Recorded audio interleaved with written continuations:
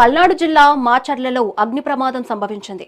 రామ్హా talkies థియేటర్లో short circuit కారణంగా ఒక్కసారిగా మంటలు చెలరేగాయి.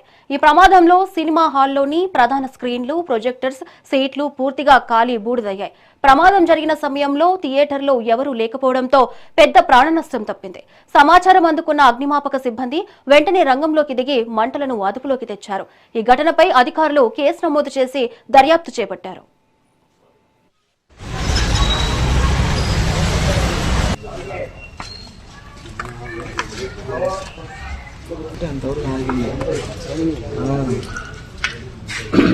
ఆ పైన లేడు. ఆ డోర్లు ఆగితే మంట వచ్చిందనుకున్నాం.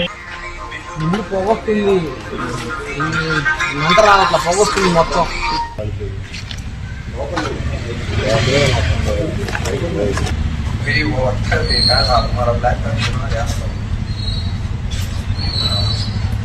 రాటు చక్కగా మొత్తం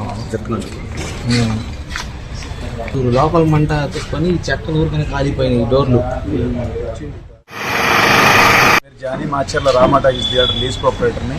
నేను రాత్రి 1:30 గంటల ప్రాంతంలో సినిమా అయిపోయిన తర్వాత మా ఆపరేటరు ప్లస్ వాచ్మెన్ ఇద్దరు కలిసి సినిమా ఆపేసి పూర్తిగా ఆపేసి తాళాలు గీడాలు పెట్టేసి వెళ్ళిపోవడం జరిగింది. వాచ్మెన్ ఉన్నాడు.